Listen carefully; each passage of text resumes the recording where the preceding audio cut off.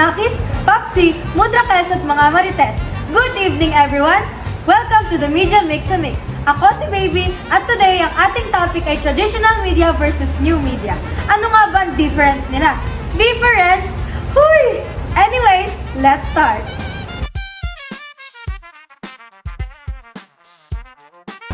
For our guest tonight, sila ang ilaw ng katotohanan. Mga proud journalist, ika nga.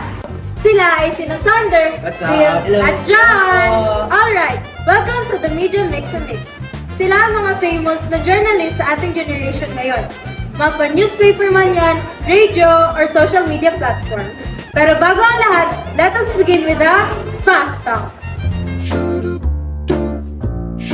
Naku, bigla akong kinabahan ah. Para bang nakaka-excite? Ay sige, tara! Ano, game? Game! TikTokerist, journalist? Journalist! Magbayad ka sa Senado, mag-post online. Magbalik ka sa Senado! Manood ng balita, makinig ng balita. Manood ng balita! Traditional or new media? New media. Ayun! Doon na natin nakita yung kaibahan nila. Pero, patikim pa lang yan. Aba, babitin pa ha! So, ngayon, karaniwang problema ng mga kabataan ng pag-aaral ng media and information literacy. So, ano nga ba ang kaibahan ng traditional media sa new media? Okay? Okay! Okay, so start na tayo sa basics. Na all basics. So, ano nga ba yung dalawa? Mauna tayo sa'yo, Sander. Traditional media. Well, ito yung ating nakasanayan natin, di ba? TV, radyo, newspapers. Ah, so parang jowa lang pala yun. Kailangan laging updated. Sino nga nakarelate dyan? So, in short, traditional media is consists of for all forms of communication before the internet age.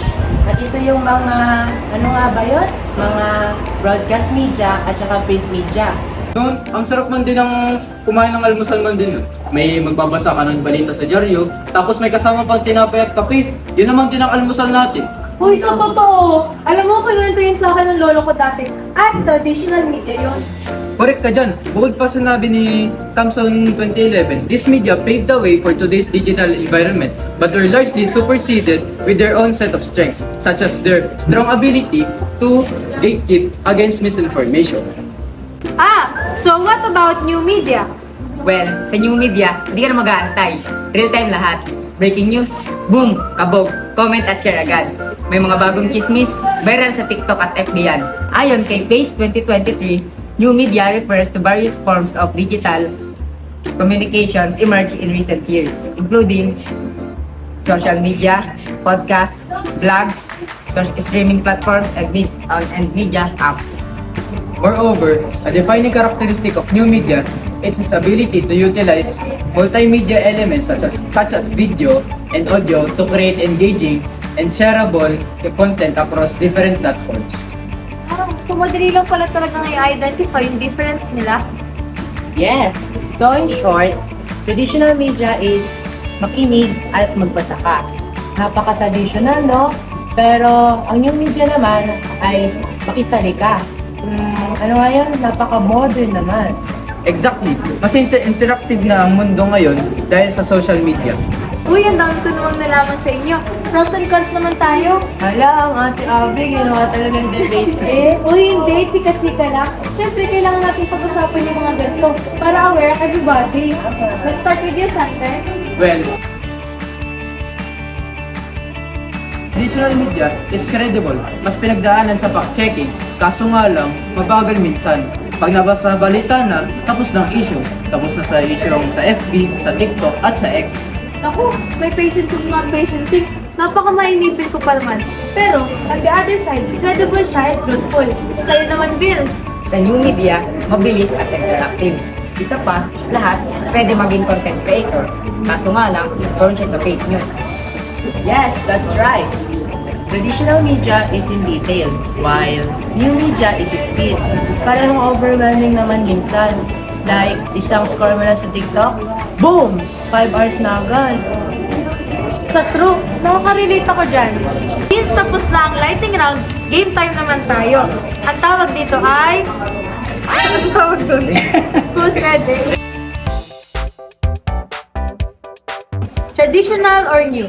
Yo! May pag-game na siya at baby. Ano ito? Magandang gabi ba yan? Ito po ang inyong balitang pambansa. Sinulid Castro. Ay, alam ko na. Traditional media pala. Tama! Tinitigan. Correct. Traditional or new? Yun! May pagin si Ate Baby. So ano ito? Traditional or new? Magandang gabi, Bayat. Ito ang inyong balitang pambansa. Sinulid Castro. Ay, traditional media pala. Correct! Ano kayong sunod? Don't forget to like, share, and subscribe, guys! New media, syempre, favorite line niya ng mga YouTubers eh. Tama ka dyan, correct? Ano naman yung we interrupt this program with breaking news. Traditional media ulit! Oh, chill ka lang, pero correct ka dyan. Hala, di ako nakasagot. Okay lang yan. Okay lang yun. So, anong future ng media? Ano kaya sa tingin nyo? Hindi mawawala ang traditional kahit umuusbong ang digital, kahit may malalaking events tulad ng Olympics, national election, o kaya man Miss Universe, sa TV pa din sila nanonood, di ba? Yes, I agree na mayroon pa rin. Pero mas dominant pa rin ang new media. Kasi personal siya. Pwede kang mag-comment, mag-share, mag-viral. Para sa akin naman, in my perspective, charek lang. So, hybrid na talaga yan. Like nanonood sa TV ng balita o nakikinig sa radyo. Isa pa rito ang pagla-live sa TikTok about your day at saka highlights sa Instagram. Parang kang multi-screen human dyan. Ganun ang atake mo. Para lang kayong tatlo, ang gagaling ng atake nyo dahil ng mga opinion na binigay nyo para ma-identify ang traditional media sa new media.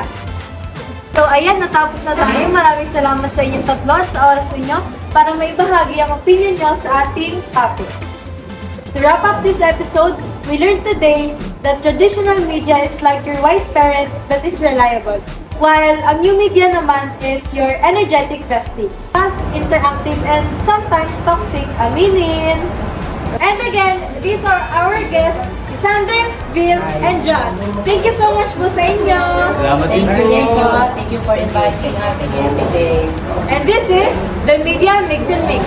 Thanks for tuning in, guys! Bye-bye! Bye-bye!